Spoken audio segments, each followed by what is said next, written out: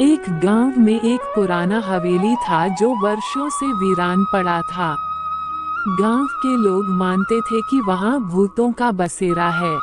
लोग कहते थे कि रात के अंधेरे में उस हवेली से अजीब अजीब आवाजें आती थी, जैसे किसी औरत के चीखने की, बच्चों के हंसने की और कभी कभी बर्तन गिरने की आवाजें भी सुनाई देती थीं।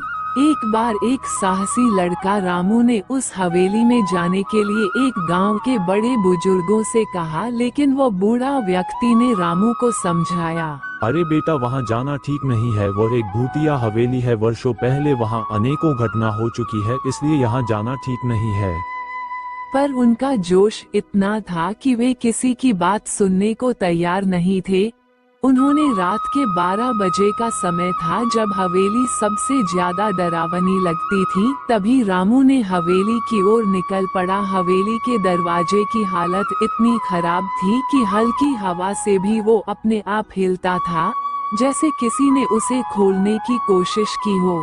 जैसे ही उन्होंने दरवाजा खोला, अंदर से एक ठंडी हवा का झोंका उनके चेहरों पर पड़ा और उनकी रीढ़ की हड्डी में सिहरन दौड़ गई।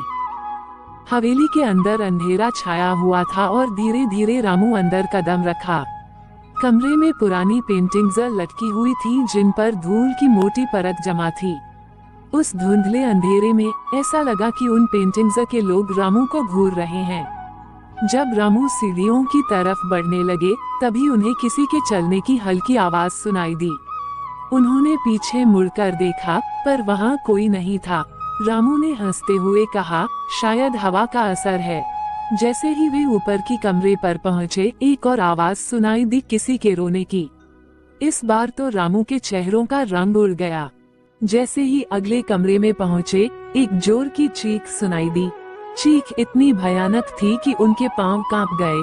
रामू ने पीछे मुड़कर देखा, तभी कमरे की दीवार पर खून से लिखा हुआ संदेश दिखाई दिया, यहाँ से चले जाओ वरना तुम सब यहीं रहोगे। ये देखकर रामू हवेली से बाहर आ गया और फिर वहाँ जाने की हिम्मत नहीं किया। वीडियो अच्छी लगी तो चैनल को लाइक करके सब्सक्राइब करना ना भूले।